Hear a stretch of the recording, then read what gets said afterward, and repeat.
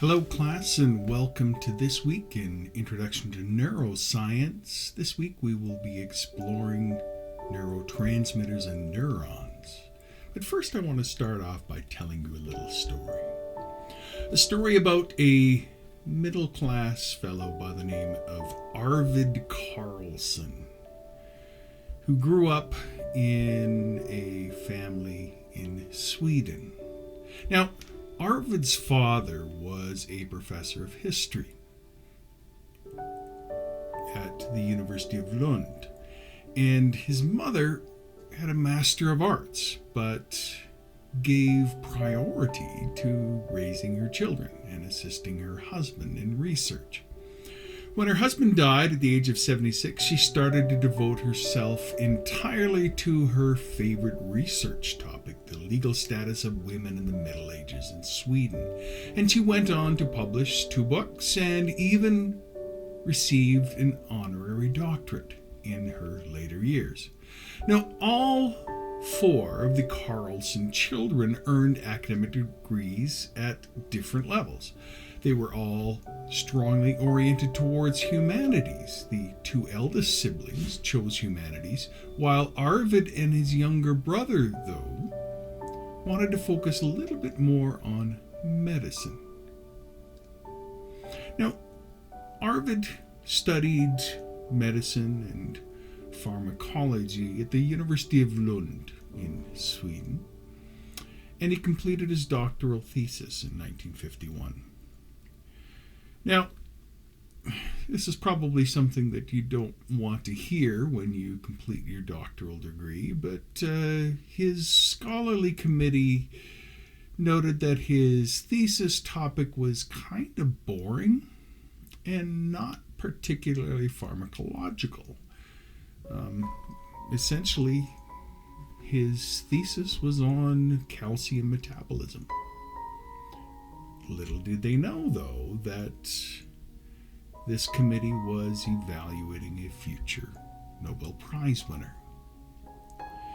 Now, in 1957, Dr. Carlson showed that dopamine was a neurotransmitter in the brain and not just a precursor of norepinephrine, which was the prevailing thought at the time. Arvid Carlson also developed an assay to measure dopamine in the brain and found that the highest regional concentration existed in the basal ganglia. He also did experiments which depleted dopamine and produced a loss of movement control, giving a sign for the understanding of Parkinsonism. He then went on to investigate Parkinson's and showed that L-Dopa, which is a precursor of dopamine, was effective in the treatment of symptoms of Parkinsonism. But that's not where Arvid's career stopped.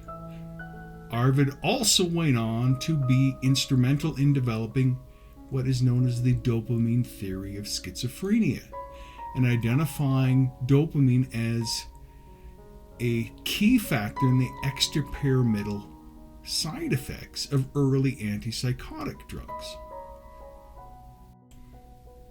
Arvid also showed that inhibition of central dopamine function is a basic property common to many antipsychotic drugs, and that depletion of dopamine is the core function of these antipsychotic drugs. But he didn't stop there. Arvid Carlson also was one of the first researchers to develop an antidepressant compound,